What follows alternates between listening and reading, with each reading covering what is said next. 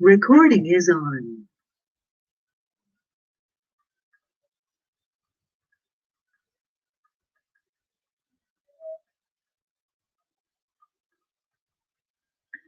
Antes de que Roberto exponga el populismo en Brasil, me gustaría puntualizar en dos conceptos sobre los que se piden Ansaldi y Giordano en la introducción del capítulo. Un concepto que en parte subsume al otro, que es el de estado de compromiso. Podemos pasar a la siguiente diapositiva. Estado de compromiso social, que podríamos decir a grandes rasgos que es el estado que aparece con la disolución de la dominación oligárquica o de los estados oligárquicos, ¿no? Esto es un estado con fuertes componentes de política social y de inclusión, no solamente política como hemos visto, sino también estados que promueven la participación política en general a través del sufragio, pero también que construyen un andamiaje de la política social, ¿no? Que por otro lado se diferencia de los estados de bienestar europeos, ¿no? Porque en general, y esto se ha discutido mucho en la historiografía, y volveremos sobre esto la semana que viene cuando veamos el caso de Perú, en general a los estados de bienestar europeos se los asocia con con regímenes democráticos, ¿no? Como ustedes sabrán por otras materias que han cursado, el estado de bienestar bismarckiano, digamos, hacia las últimas décadas del siglo XIX, se considera, digamos, como el primer ejemplo, ¿no? De estado de bienestar y se corresponde con un régimen democrático. Con restricciones, como ustedes también recordarán, pero en principio podríamos decir en el orden, digamos, del juego de las democracias liberales. Ahora, lo que sucede en Latinoamérica, por lo cual es difícil, de algún modo, utilizar este concepto, o en todo caso, no sé si es difícil, pero se ha discutido mucho dentro de los estudios sociales, es si efectivamente estados con un fuerte componente no solo conservador, sino también autoritario y en algunos casos dictatorial, pueden ser considerados estados de bienestar.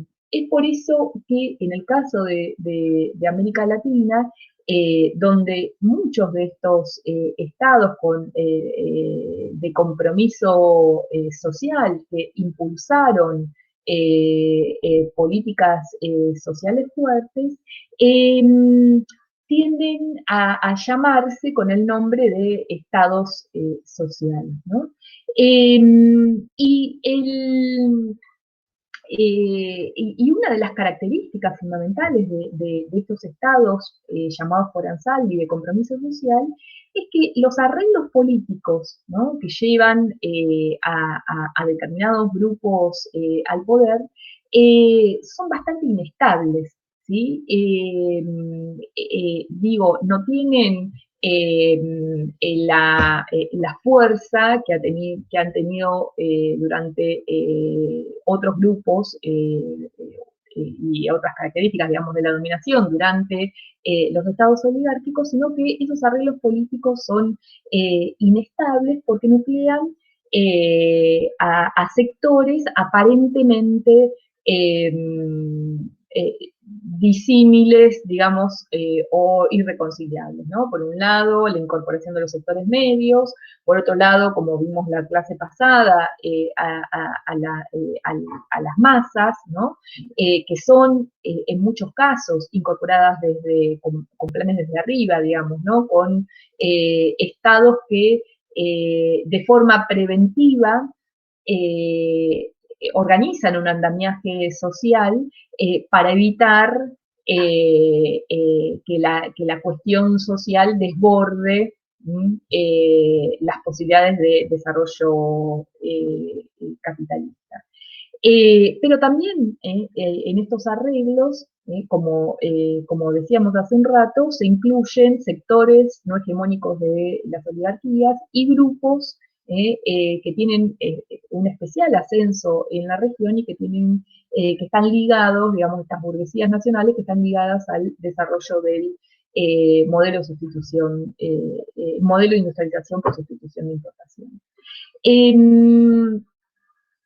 Y lo interesante, ¿no?, en estos estados de compromiso social, que los conflictos políticos, lejos de aparecer enunciados como antagonismos de clase, digamos, la lucha de la burguesía contra el proletariado, aparecen de alguna forma subsumidos a un conflicto que hasta podríamos decir no clasista, ¿no?, entre oligarquía y pueblo. Y digo no clasista o difícilmente ubicable en las clases sociales tradicionales que conocemos de la mano del marxismo, porque en pueblo, por ejemplo, se incluye no solamente a los sectores trabajadores, digamos, al proletariado, sino también a los sectores campesinos y claramente a las burguesías urbanas industriales, ¿no? En general de composición nacional, que se oponen, ¿no?, a esta oligarquía que en general son aquellos sectores que estuvieron vinculados con los estados oligárquicos, que si bien han perdido, digamos, su poder sobredimensionado en el Estado, siguen existiendo y en parte van a solventar, ¿no?, a estos estados de compromiso social. Y también a la oligarquía se le suma a todos estos sectores de empresarios de capitales que responden a capitales extranjeros. Por lo tanto, digamos, y esto es lo fundamental, la dominación en estos estados de compromiso social se articula en base a un compromiso. ¿Qué quiere decir? Donde no hay una hegemonía de un grupo, sino un acuerdo de distintos grupos sociales en esta relación social que entendemos que es el Estado para llevar adelante este nuevo Estado. Es, como les decía antes, una forma de Estado con régimen democrático, a veces no tanto, que suceda la crisis oligárquica y pone en marcha la ampliación de las bases sociales, la interpelación social y, por otro lado, la intervención social del Estado. A esto yo agregaría también una apelación a la intervención, una apelación y el desarrollo de mecanismos para que estos sectores que antes estaban excluidos de la política crecientemente puedan integrarse, ¿no?, a través de leyes como la del sufragio universal, secreto y obligatorio. Los ejemplos más claros de estos estados de compromiso social son el batllismo en Uruguay, el irigoyenismo en Argentina, el MNR boliviano, sobre el cual volveremos, y el aprismo peruano. Yo solamente quiero presentar esto en términos más conceptuales, porque la semana que viene vamos a volver sobre esto. Dentro de estos estados de compromiso social encontramos una forma especial de compromiso social, que es el populismo, ¿no? O lo que Isaiah Berlin llamaba el complejo de la Cenicienta. ¿Por qué lo llamaba el complejo de la Cenicienta? Porque decía, bueno, el populismo es una forma histórica a partir de 1930 en América Latina. Algunos lo extienden al populista en Rusia, pero en todo caso nosotros nos centraremos en esta experiencia populista en Latinoamérica, pero dice, ¿no? O decía Isaías Berlin, eh, el populismo es como el zapatito de cristal de la Cenicienta, que pierde en el palacio, ¿no es cierto?, mientras huye, porque llegan las 12, que cuando se lo van a poner o a probar a las distintas doncellas del reino, a la mayor parte no le queda, y solo, ¿no?, le queda a una. En ese sentido, Isaías Berlin decía, eh, el populismo es un zapato, ¿no?, de cristal que le queda a muy pocas naciones en el mundo y concretamente en Latinoamérica a tres, ¿no? Se habla de populismo solamente para el caso de Brasil, para el caso de Argentina y para el caso de México, ¿no? Cardenismo y barbismo, ¿no? Cardenismo en México, barbismo en Brasil, durante la década, bueno, que se inicia en la década del 30 y posteriormente a partir del 45 o 43, digamos, como querramos situarlo, el peronismo en el caso de Argentina, ¿no? Pero de populismo se puede hablar, del populismo histórico, se puede hablar solamente de esas tres naciones. Para las otras, conviene hablar o utilizar la categoría de estados de compromiso social. Y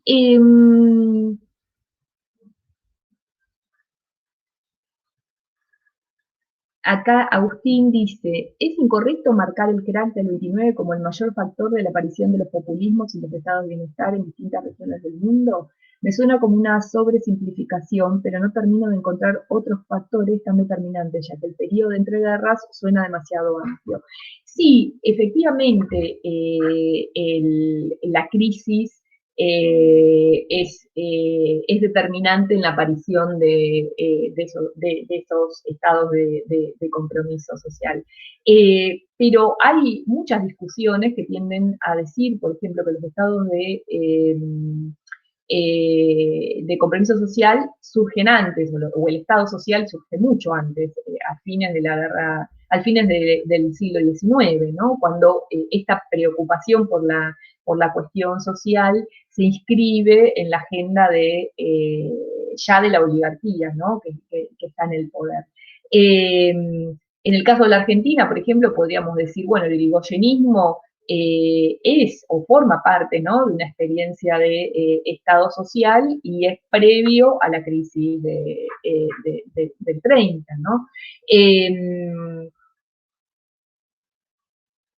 Sí, acá Carolina dice, el crack lleva a la década infame y el populismo viene como cierta reacción a esa década, en el caso de la Argentina, pero en el caso de Brasil y México, recuerden que el populismo se instala en la década del 30, justamente en el contexto de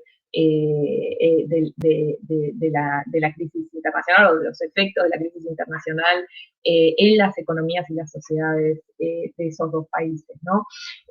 Por lo cual, eh, lo que podemos decir es que si bien la crisis del 30 tuvo un efecto importante, sobre todo para el caso de Brasil y de México, no es condición necesaria para la aparición de los populismos y mucho menos de los estados sociales en la región. Pero ciertamente influyó, ¿no? Y vamos a ver con la exposición en la exposición de Roberto cómo la crisis del 30 definitivamente influye en el golpe de los tenentes digamos, más adelante en la llegada de Vargas al poder. Tomás dice, no identifica los populismos una apelación a las masas y necesitan de un líder carismático, cosa que no era solo un fenómeno de Latinoamérica, sino que también se daba a nivel internacional con los líderes fascistas, como Hitler y Mussolini, que tenían un discurso de masas con mucha interpelación del movimiento obrero de esos países. Sí. Nuevamente, ¿no? Me parece que lo interesante de pensar en el populismo es que comparte muchísimas condiciones de posibilidad con otras experiencias, ¿no? O formas, digamos, de Estado en otros lugares del mundo, pero que lo que lo hace particularmente populista es cómo se configuran, digamos, esas condiciones de posibilidad y esas características. Hay características que comparte con el que nosotros podríamos decir el populismo comparte con el fascismo y con el nazismo, pero no solamente eso hacia el populismo, digamos, ¿no? Digo, para dar un ejemplo más claro y no dirimirnos en cuestiones teóricas o tan teóricas. Si uno piensa, por ejemplo, en el caso del nazismo, lo que hace el nazismo, ¿no? Es convertir o subsumir el enfrentamiento entre capital y trabajo, entre burguesía y proletariado, eh, eh, digamos, lo que hace el nazismo es anularla, ¿no? Y impone una nueva categoría que es la de los trabajadores, ¿no? Estos trabajadores que son tanto, digamos, el dueño de una empresa como el obrero. Y cuando el nazismo apela a los trabajadores, apela a todo este universo, ¿no? De alemanes, otra categoría que utiliza para de alguna forma dejar de lado la apelación al conflicto estructural, digamos, de clases. En el caso, digamos, y en este sentido es muy interesante, ¿no? El primer festejo del 1 de mayo de Hitler en el poder, ¿no? Cuando transforma esa, esa festividad, digamos, y más que festividad, ese ícono de los trabajadores, digamos, de la clase obrera, y lo renombra como el Día del Trabajador e impone una nueva coreografía para esos festejos, ¿no? En el intento de anular a la acción de los sindicatos y de las organizaciones obreras. En el caso del populismo en Latinoamérica, los obreros son pilares, digamos, no solo en la apelación, digamos, a estos trabajadores en tanto obreros, sino que son bases fundamentales del poder político, ¿no? Los sindicatos. En muchos casos que van a ser, digamos, de alguna forma centralizados y estatizados desde arriba.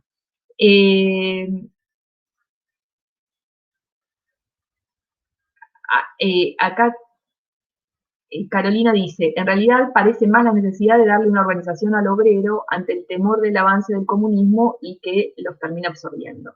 Sí, cuidado, porque digamos, las organizaciones obreras son preexistentes en estos 3 países de Latinoamérica donde hay populismo al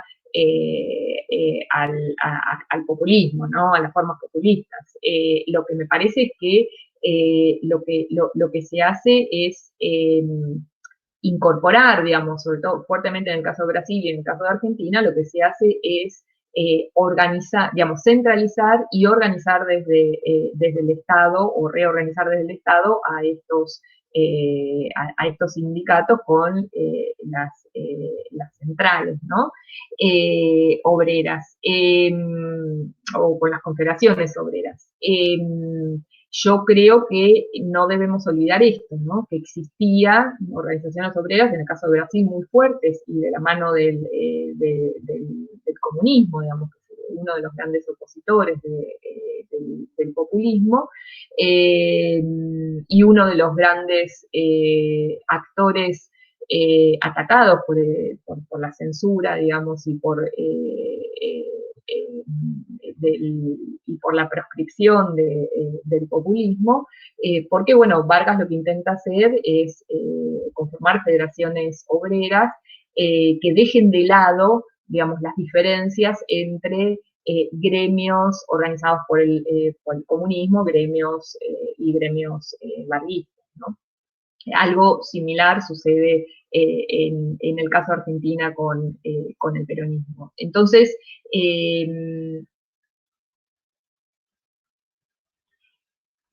Gerardo dice acá Perón la llamó fiesta del trabajador para también anular el movimiento obrero como clase, como clase combativa. Sí, yo creo que esto sucede en un principio, también sucede esta apelación, ¿no? Al arco de solidaridad del pueblo, ¿no? Como una forma de evitar hablarle solo, digamos, a los trabajadores, sino en este pueblo, subsumir a las burguesías industriales nacionales, a los trabajadores rurales y a los obreros, ¿no? Sin embargo, a mí me parece que en el caso de la Argentina, y en parte en el caso de Brasil también, la identidad obrera siguió siendo sumamente fuerte, ¿no? Hay muchísimos trabajos, hay bibliotecas escritas en torno a, digamos, las viejas guardias y las nuevas guardias, ¿no? Dentro del sindicalismo y cómo confluyen dentro del populismo, pero me parece que ese intento, si bien fue efectivo durante los años de gobierno, y ahora sí estoy hablando del peronismo, más tarde hubo una asimilación, digamos, más tarde cuando cae el peronismo y hasta es proscripto, hubo sí una asimilación entre movimiento obrero y peronismo. De hecho, la resistencia se articuló en torno a esos sindicatos obreros, ¿no? Y a esa identidad obrera. No sé si puedo seguir o hay otra reacción o pregunta. Bien, entonces repito, ¿no? Este populismo surge de la crisis del capitalismo mundial, ¿no? De la crisis de la dominación oligárquica y de la crisis del liberalismo, tal cual hemos visto la clase pasada. Se trata de una alianza policlasista, ¿no? Entre burguesía nacional industrial, proletariados y campesinos en países claramente dependientes. Eh, Remite a una nueva forma de relación entre el capital y el trabajo para crear fuentes internas de acumulación, porque claramente está basado, o gran parte, digamos, del proyecto está basado en el modelo industrial por sustitución, o en la industrialización por sustitución de importaciones, sea en su primera fase, sea en la profundización de esa industrialización con el agregado, digamos, o con la apuesta de el desarrollo de la industria pesada. Como ustedes ya dijeron, ¿no? Su estructura institucional es de tipo autoritaria y semicorporativa, ¿no? Las demandas por las mediaciones están hechas por los sindicatos o por las cámaras empresariales. Un fuerte contenido nacionalista, antiimperialista. En el caso de México veíamos el otro día que ese antiimperialismo cuestiona a Estados Unidos solamente, ¿no? En su faz política antiimperialista, pero no en su avance económico sobre los intereses de México, antiliberal y antioligárquico. Por supuesto, y acá ustedes ya lo han mencionado, incluso sirvió esta característica para compararlo con el caso de los casos europeos del nazismo y del fascismo, ¿no? El líder carismático interpela a las masas bajo la figura de pueblo en contra de la oligarquía, pero estos rasgos autoritarios, nacionalistas, antiliberales, antioligárquicos, se dan en el marco de una ampliación, como les decía al principio, de la ciudadanía política y de los derechos sociales, pero esa ampliación surge de arriba, digamos, no como una tensión de demandas de abajo hacia arriba, sino de arriba hacia abajo. Eso no quiere decir que no existan las demandas. Si se hubiesen podido leer el trabajo de Ribeiro, hubiesen podido ver cómo los campesinos en Brasil generan demandas al barrismo, a pesar de que no son el principal actor, digamos, de construcción de políticas sociales en el caso de Brasil, como sí los campesinos lo son en el caso del cardenismo vía la reforma agraria, o en la Argentina vía el estatuto del peón, por ejemplo, durante el peronismo. Sin embargo, lo que se ve, ¿no es cierto?, es que estos derechos sociales aparecen más como concesión que como un resultado de la acción colectiva.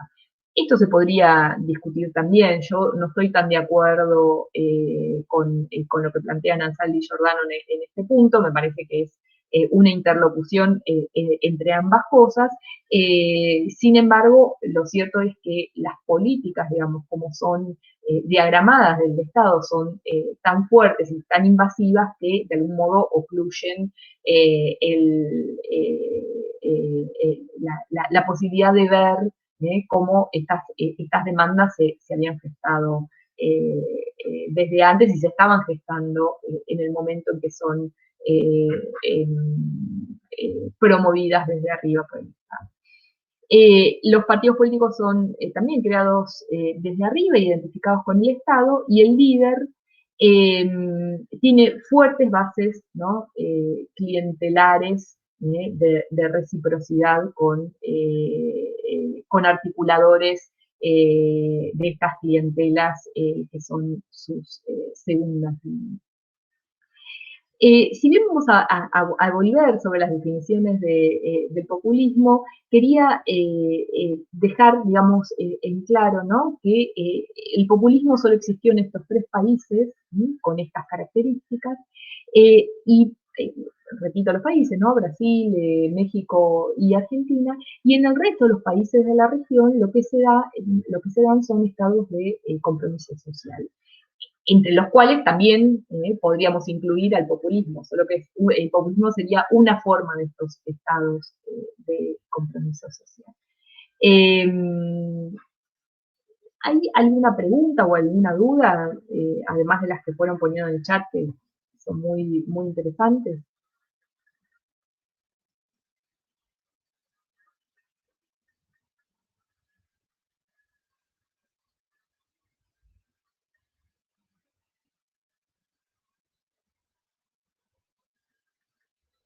Bien, entonces le vamos a dejar la palabra a Roberto, y en todo caso después podemos volver sobre algunas de estas discusiones a medida que vuelvan a surgir a la luz del caso brasileño.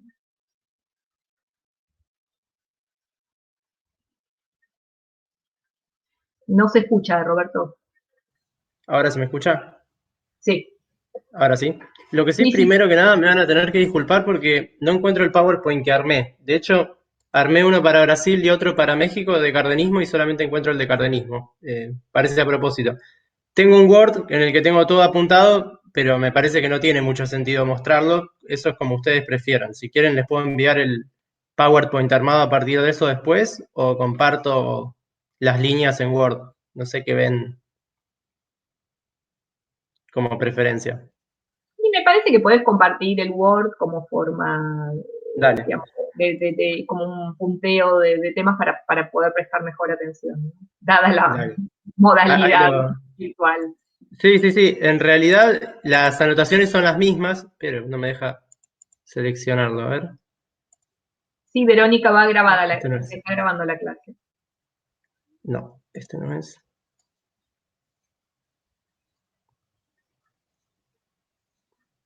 No me lo reconoce tampoco.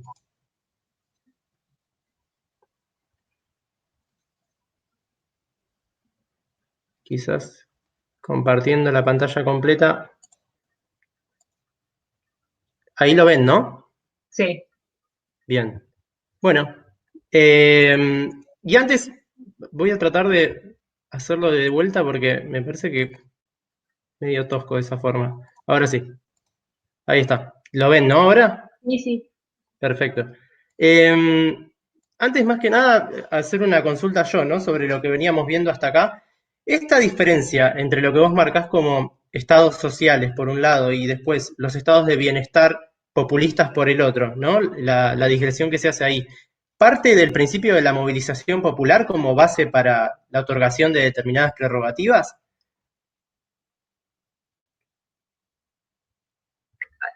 Perdón, si el origen es la movilización popular.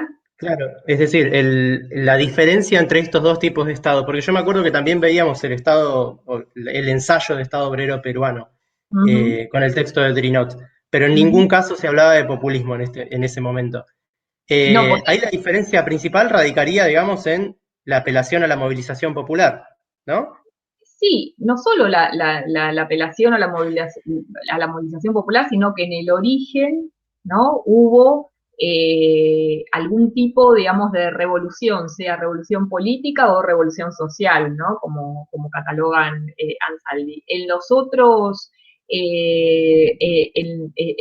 casos hay, en el caso de los estados sociales, o los estados de compromiso social, me parece que sería más ajustado para pensar también al populismo como un estado de compromiso social, pero en la variante populista. En esos otros casos, los giros, ¿no? Y las formulaciones de esos estados suelen estar de la mano de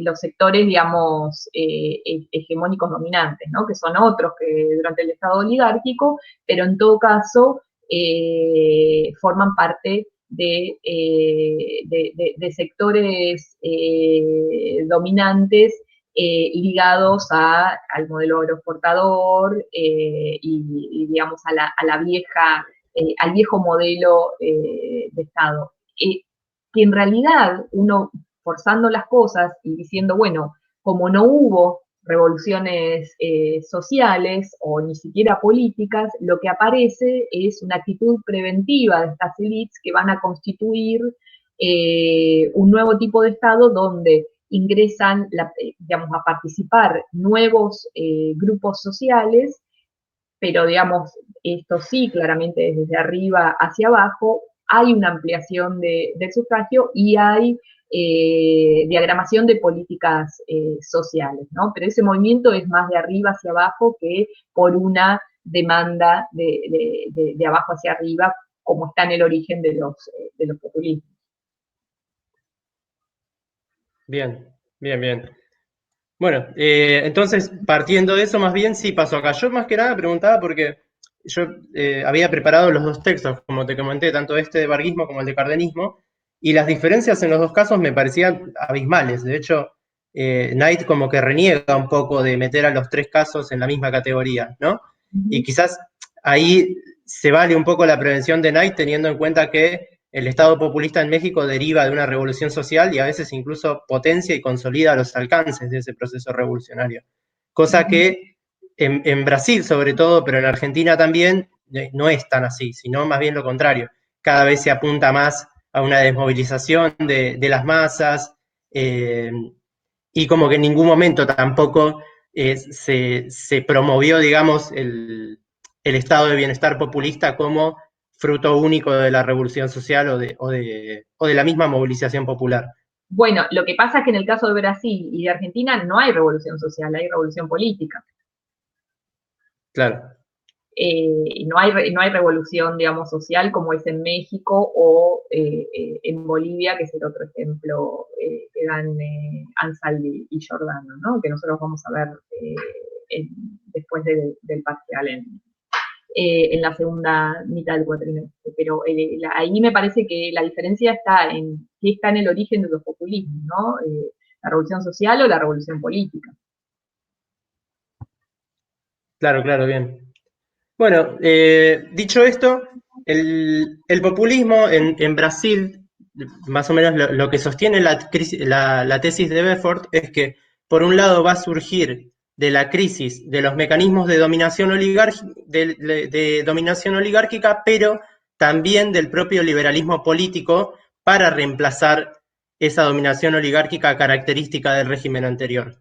Y por otro lado, también va a surgir de la incapacidad de estos sectores urbanos de reemplazarla por un régimen que pueda incorporar a las clases populares que recién habían emergido al juego social, digamos, por el proceso huelguístico previo y por en sí todo el proceso de movilización obrera que estaba candente en Brasil, a ese mismo juego político abierto.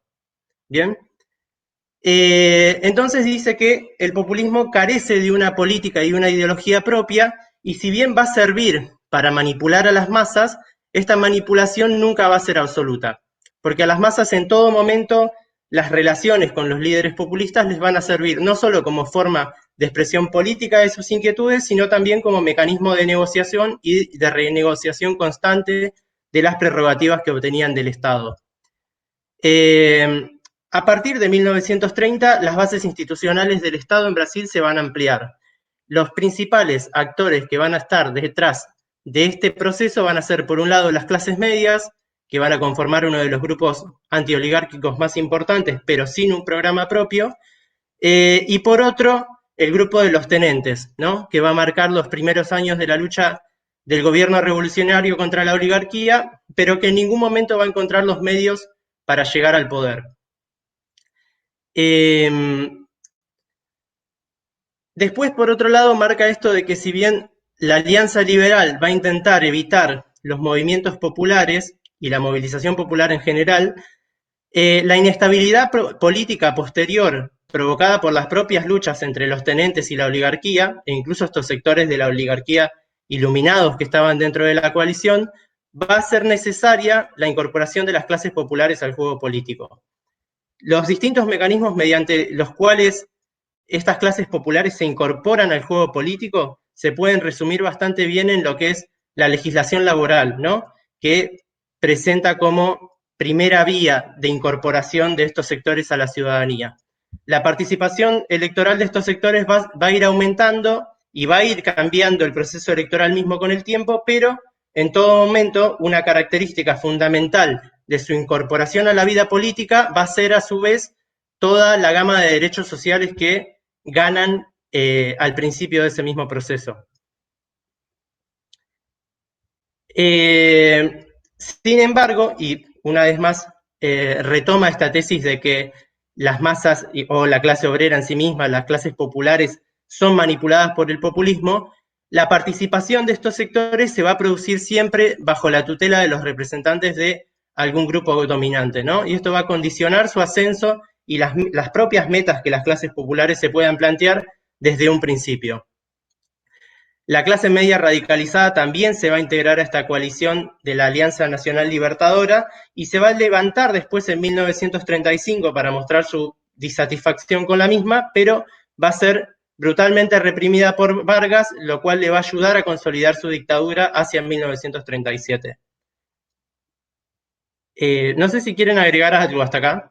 ¿Podría hacer una pausa o alguna pregunta?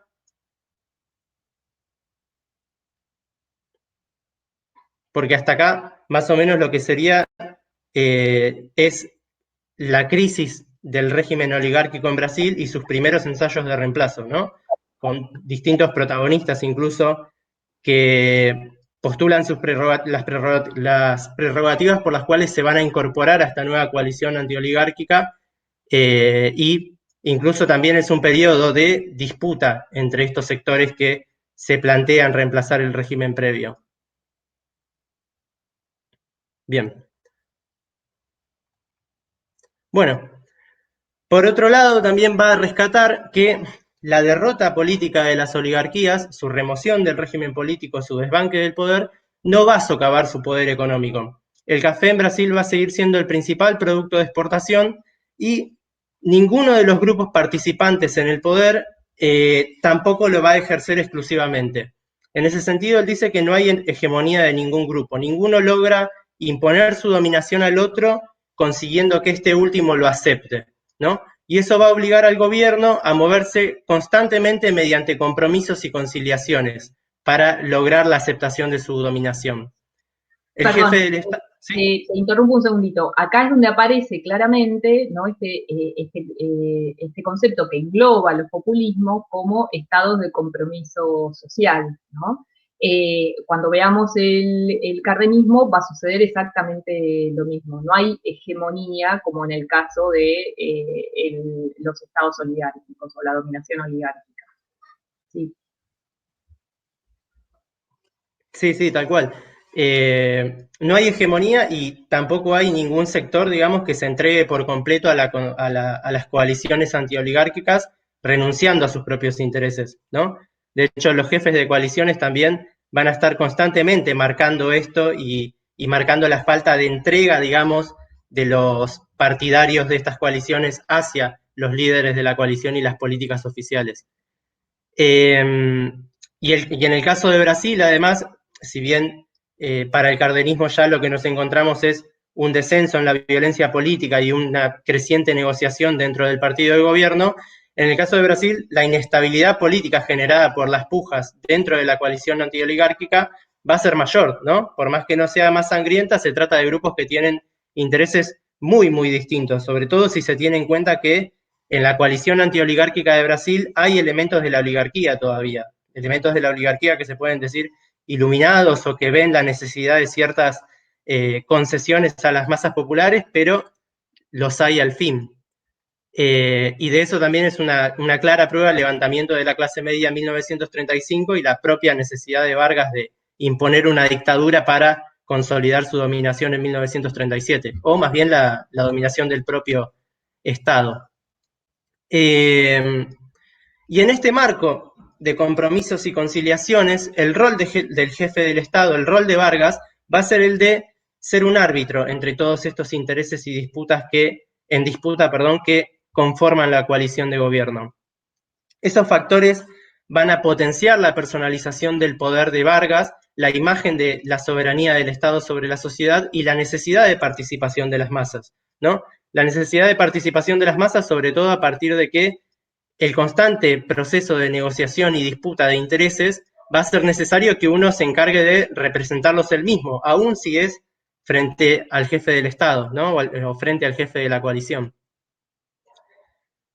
Y este estado de masas, dice también Bedford, va a ser una expresión de la prolongada crisis agraria del Brasil y de la dependencia social de los grupos de la clase media y de la burguesía industrial y de la creciente presión popular. ¿Qué significa esto? De alguna forma, digamos, lo que el estado de masas viene a hacer es a incorporar de forma contradictoria los intereses de todos estos grupos, ¿no? Tanto de los grupos descontentos de la clase media como de los grupos de la burguesía industrial no pertenecientes a la oligarquía y, por último, pero no menos importante, del vasto sector de la clase obrera que se incorpora a la coalición. Finalmente también los grupos intermediarios necesitan también recurrir a intermediarios como Vargas para establecer alianzas con las clases subalternas que efectivicen su dominación o al menos neutralicen los cuestionamientos a la misma. Y el populismo va a encontrar sus límites en la propia habilidad de Vargas, del líder, para lidiar con estas presiones crecientes de las masas populares y va a encontrar sus límites también en la propia capacidad de Vargas para arbitrar entre todos estos intereses en constante disputa y que además son intereses que cambian, ¿no? A medida que avanza el tiempo. Por otro lado, la legislación laboral propuesta por Vargas va a estar limitada a los sectores urbanos de la clase obrera y de las masas populares en general, que poseen mayor capacidad de presión sobre el Estado y mayor tradición de lucha, ¿no? Dice que esto tiene la ventaja de no intervenir con los intereses de los grandes terratenientes, pero tiene mucho que ver también con los límites que tuvo la organización de los sectores del proletariado rurales, ¿no? La ausencia de aparatos sindicales, de aparatos gremiales y mecanismos de negociación que les permitan erigirse como interlocutores directos entre sus representantes, entre sus representados y el Estado.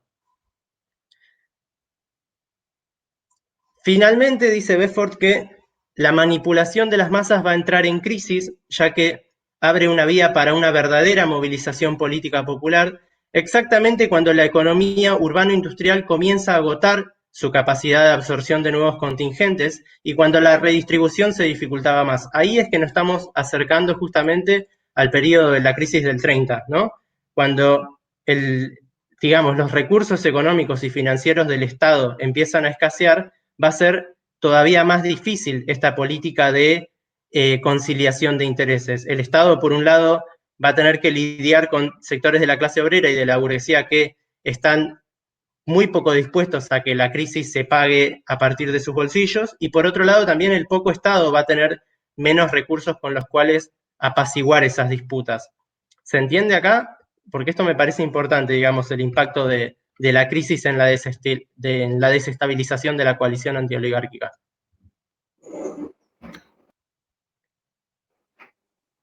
¿Sí? ¿Ahí se escucha? Sí. Roberto, una pregunta, ¿por qué hace tanto hincapié en lo de la manipulación de las masas?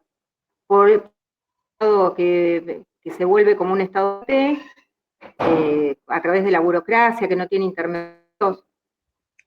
¿O eso es posterior? Te escuché un poco mal, no sé si me pasó a mí nada más. Esperá, que lo escribo. Sí, sí, lo que me parece que te llegué a escuchar es esto de por qué hace tanto hincapié en el tema de la manipulación de las masas, ¿no? Sí, eso es algo que yo vi también muy presente en el texto de Knight, ¿no? Como que en todo momento se tilda a estas formas de incorporación no liberales de las masas populares al poder como insuficiencias, de alguna manera. Están en constante comparación con los mecanismos de incorporación propios de los regímenes liberales. Y a mí me parece un poco injusto, digamos, esta constante comparación en esos términos, porque a pesar de que se trata de mecanismos no liberales de incorporación de las masas populares a la vida política, no dejan de ser mecanismos representativos, ¿no? Y que quizás incitan mayores cuotas de compromiso político que las que incitan los regímenes liberales basados simplemente en el voto.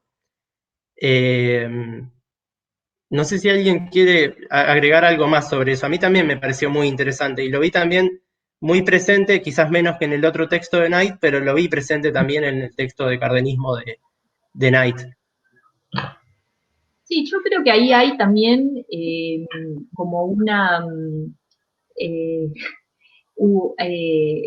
clima de época, ¿no? En torno al cual digamos, en el que Bedford escribe este artículo, ¿no? En el que vos basás la explicación. Voy a hacer una aclaración porque por ahí te he dejado hablar y demás, pero en realidad el texto que tenían que leer los y las compañeras era el de Ansaldi Giordano. Yo este cuatrimestre saqué el de Bedford y directamente propuse ese, que creo que te lo había dicho vos en los mails, pero vos te quedaste seteado en el que leíamos hace un par de años de Bedford, ¿no? Porque me parecía como más fácil de seguir el de Giordano y Ansaldi.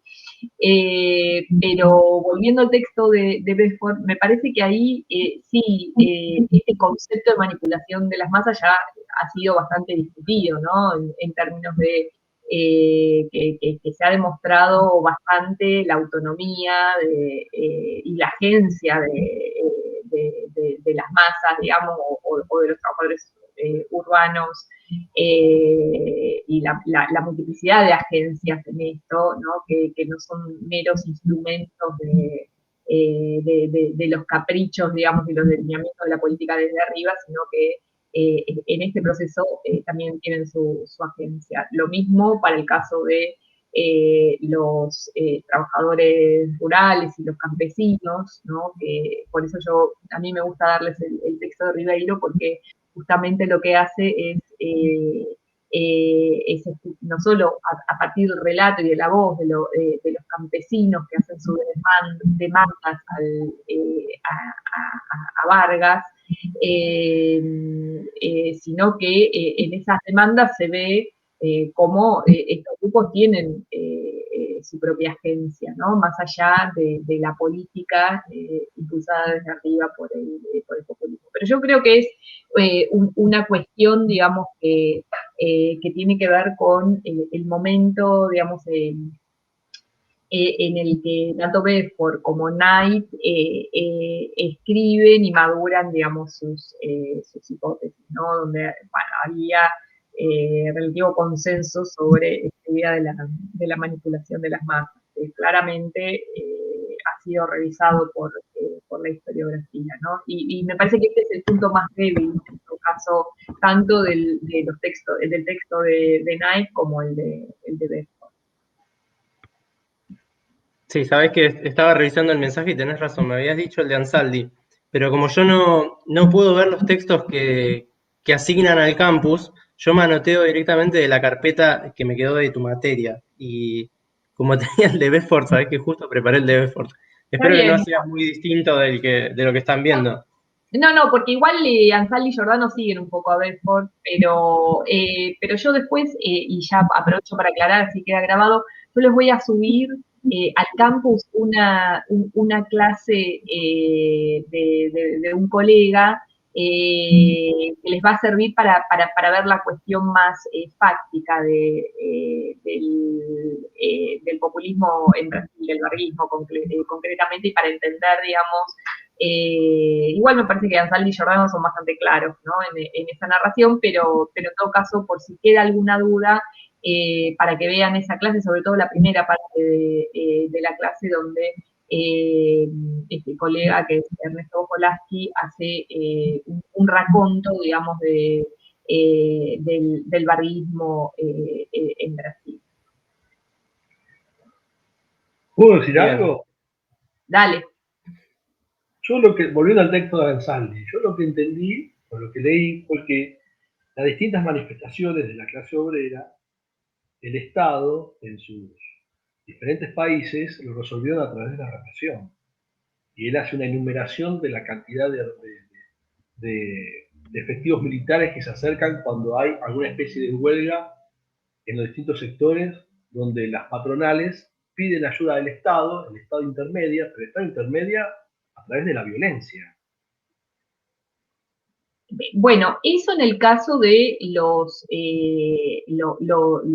gremios y sindicatos que no están afiliados, digamos, a las centrales obreras que dependen del barrismo, y que claramente habían sido construidas por el comunismo, digamos, o que eran de filiación comunista, porque recuerden que durante todo el barrismo, bueno, salvo en los primeros años donde Vargas intenta una suerte de alianza con Prestes, que es el líder comunista más importante de Brasil en esos años, salvo en ese pequeño periodo en el que esa alianza sale mal, el Partido Comunista es proscrito y los sindicatos que tenían vinculación con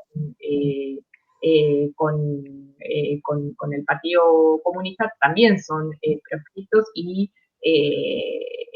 bueno, y por supuesto censurados y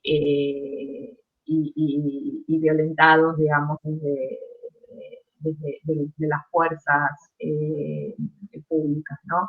En este sentido, me parece que va el texto de Giordano y Ansaldi, no pensando en todos los gremios, sino en estos gremios que opositores, vamos a decir, ¿no?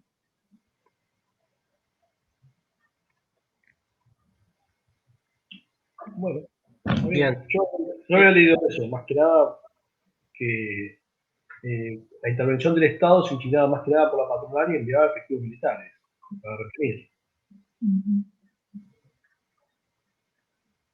Acá Sí. Carolina agrega que es parecido a lo de Ansaldi, y solo que Ansaldi agrega esta idea del buen ciudadano, del buen trabajador y conceptos de Gramsci por todos lados, ¿viste? Igual el texto de Befort tiene algunas cuestiones, ¿no? Algunos conceptos también gramscianos. Sí, sobre todo esta idea de la imposibilidad de ninguno de los sectores de establecer su hegemonía, ¿no? Sobre el resto de los otros. No sé, en términos históricos, hasta qué parte llega el texto de Ansaldi, porque si no lo paro acá, porque acá ya avanza sobre la impugnación de la coalición por parte de los sectores del... Si es hasta el 47, puedo seguir un poco más, si les parece. Más me parece, ¿no? No ¿Sí? llega, me parece que llega hasta el final, hasta Goulart, ¿no?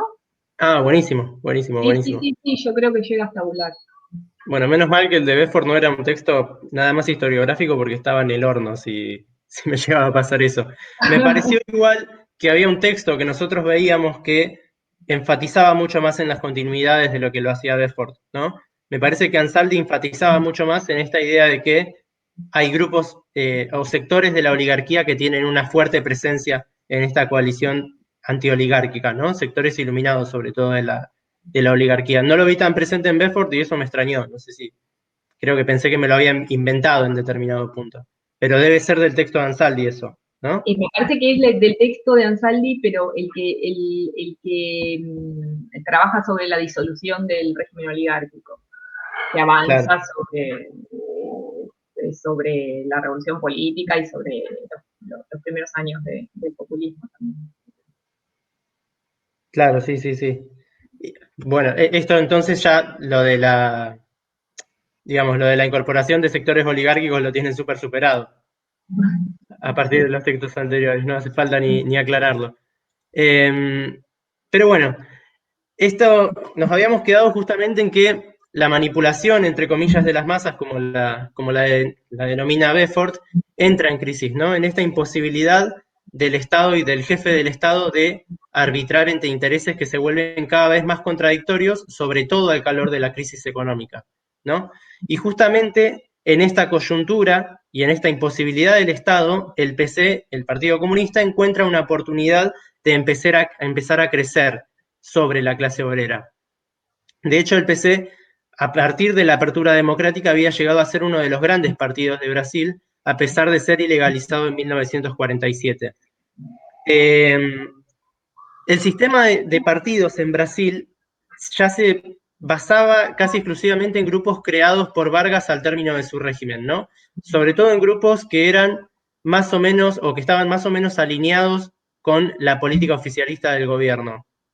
La UDN, por su parte, estaba apoyada en grupos de clase media y va a surgir justamente en favor del derrocamiento de la dictadura varguista. La UDN va a tomar el poder en el año 50 y años más tarde Quadros va a tener que renunciar y la presión popular no va a hacer más que aumentar.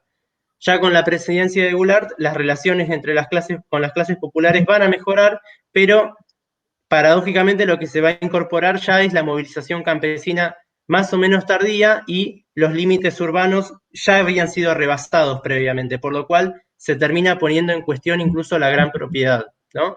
justamente cuando se puede avanzar en cierta forma en el apaciguamiento de las tensiones en el ámbito urbano, sobre todo a partir de la clase obrera, refiriéndonos a los conflictos entre clase obrera y burguesía, surgen con mayor fuerza los problemas de la movilización campesina tardía.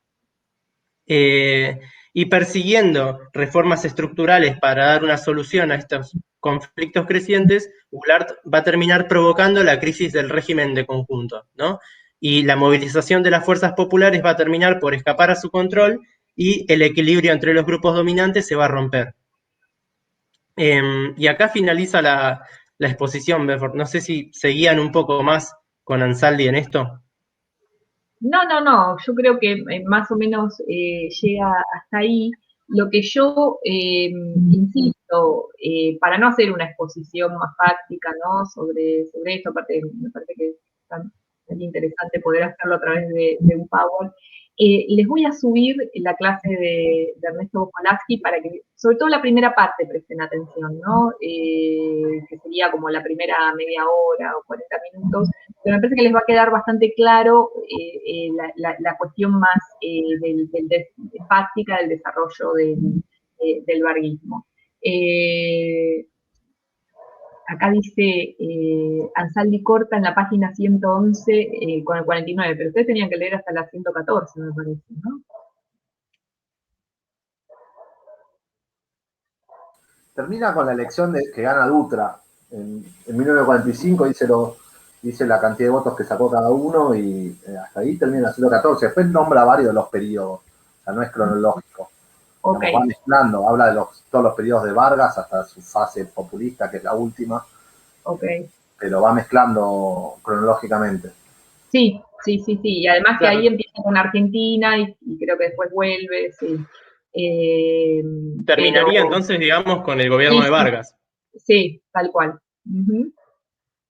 Bueno, hagamos una cosa. ¿Vos habías preparado el de Ansaldi también? ¿El de Ansaldi, el de Knight también, Roberto? Sí, el de cardenismo, bueno, hasta tengo el PowerPoint incluso. Bueno, hagamos una cosa, para no marearnos, en función de lo que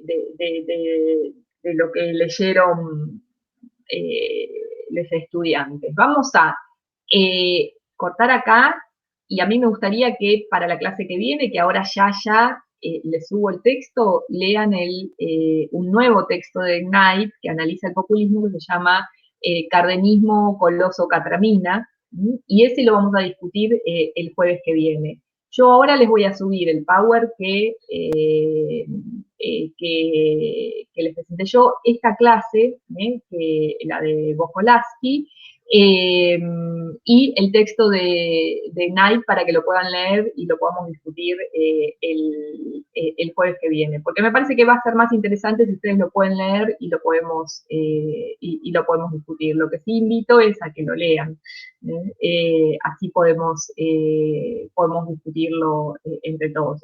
Roberto, que ya lo tiene preparado, lo va a presentar, pero la idea es que lo podamos discutir. ¿Les parece?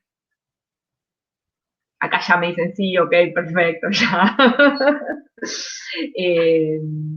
Ya sobreviene el síndrome del lunes. ¿Hay alguna, de todos modos, hay alguna pregunta, algún comentario que quieran hacer?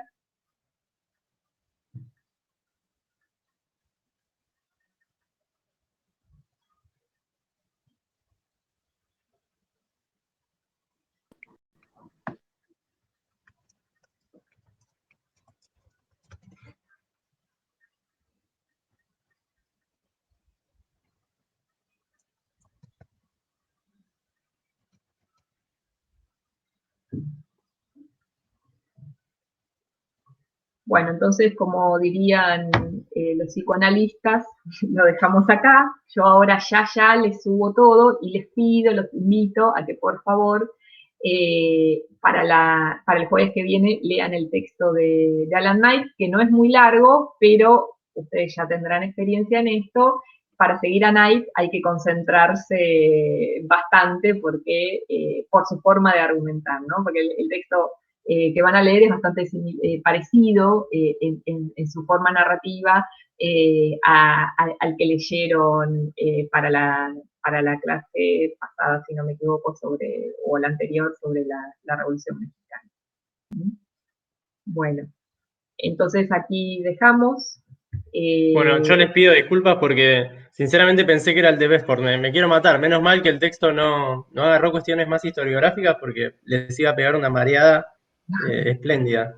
Igual el muy bien, texto de Bedford es bastante ordenador, y como Ansaldi y Giordano lo toman, digamos, al empezar su análisis, me parece que vino bien. Y yo creo que eso, y la clase que les voy a subir, digamos, como para reponer un poco más lo fáctico, para que, por si no lo entendieron del texto de Giordano y Ansaldi, va a ser suficiente. Sí, es premio consuelo. Pero bueno, es una lástima también no haber podido ver el de Ribeiro, ¿no? Que se ve un poco mal, pero a mí me parece que está bueno leerlo, sobre todo para estos debates que sacamos todo el día, y que me parece que es lo más rescatable de haber presentado el de Bedford, de mostrar, ¿no? Este juicio que hubo por parte de la historiografía, sobre todo liberal, sobre lo que fueron los populismos como mera manipulación de las masas, o más bien la queja mía sería más de presentar a las masas como objetos manipulables, ¿no? Que también va a estar presente en el texto de Cárdenas, eso, en el texto de Cardenismo, Coloso Catramina, lo van a ver mucho, a esto de constantemente comparar el régimen populista con los regímenes liberales y señalar lo que Knight considera como insuficiencias. Pero el texto de Ribeiro es el de las cartas, ¿no, Carolina? Sí, está buenísimo. Está muy bueno porque me parece que tira a patadas esta idea de que los mecanismos de representación ideales son los de ir a meter una ficha en una urna cada 4 años, ¿no? Y muestra que son mecanismos de representación incluso a veces más genuinos de los intereses particulares de los distintos sectores que componen las coaliciones que sostienen a los gobiernos populistas. Y que en el caso de Brasil es el mismo, y con el peronismo pasó lo mismo, porque se utilizó también ese recurso, es el mismo Estado el que propone ese recurso, porque es Vargas el que invita a los campesinos a escribir estas cartas con sus demandas, ¿no? En el caso de Argentina también, y eso es un fondo impresionante para estudiar un montón de temas durante del peronismo, ¿no? Las cartas que escribió la gente previas al segundo plan quinquenal, ¿no? O lo que se llamó la preparación para el segundo plan quinquenal. Digamos, también desbarata la idea de manipulación, ¿no? Porque es el mismo Estado el que va a proponer, ¿no?, esta interlocución con los campesinos a través de las cartas. En realidad, no con los campesinos, sino con la ciudadanía, porque estas cartas no son solo de campesinos, solo que Ribeiro recorta las cartas de los campesinos nada más porque le interesa trabajar este tema. Pero justamente estudiar dos cosas, ¿no? En el caso de Bedford se nota claramente una mirada muy ochentosa sobre la política, ¿no? Son estos estudios que se basan en el contexto de la vuelta a la democracia, ¿no? Donde hay como una reivindicación muy dura de lo que es o lo que debería ser la ciudadanía política. Sin embargo, justamente esos esquemas tan duros hacen perder otras variantes de participación que no son necesariamente las de las democracias liberales en sentido estricto, como por ejemplo las que aparecen en el texto de Ribeiro de las cartas, ¿no? Y de la legitimidad que tienen esas cartas y desde la que escriben esos campesinos, ¿no es cierto? Que no solo se sienten legitimados como un actor del populismo, sino que a su vez legitiman al populismo, ¿no? En la medida en que le hablan a Vargas directamente, le escriben, ¿no? Bueno, le hablan escribiéndole y diciéndole, bueno, mi señor, ¿no?, como le diría un esclavo a un propietario de una hacienda, pero por otro lado, se permiten hacerle demandas y pedirle cosas que sienten que tienen que ver con sus reivindicaciones. Fundamentalmente, en general, tiene que ver con el acceso a la tierra, ¿no?, que le ha sido negada por alguna circunstancia. Entonces, sí, estuvo medio desencontrado, digamos, yo, si pueden, ojeen, aunque sea el texto de Ribeiro, porque es muy interesante, y fundamentalmente, ¿no? Vean esta interpretación de Ansaldi, que sigue en parte a Bedford, con esta categoría de manipulación de las masas, que en realidad no le hace justicia a lo que realmente significó el populismo en el caso de Brasil, pero también en los otros países donde hubo populismo. Sí, acá Carolina dice que las cartas que muestra son del sector agrario en Argentina, sí, de las ligas agrarias, pero en el caso de Brasil no, son estas cartas que le escriben directamente a Vargas.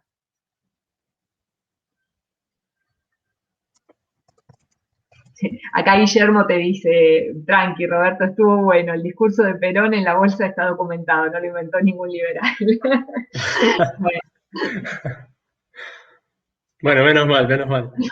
Gracias porque fue al unísono, digamos, la buena onda del premio Consuelo, pero bueno, para la próxima clase prometo el texto correcto y una exposición más ajustada. Bueno, entonces dejamos acá y la seguimos el jueves, si les parece, ¿sí? Con el texto de Alan Knight, ¿sí? Ahora yo ya se lo subo, así tienen tiempo para leerlo. Hasta el jueves. Hasta el jueves. Bueno, gracias. Chao, hasta luego, nos vemos. Hasta el jueves.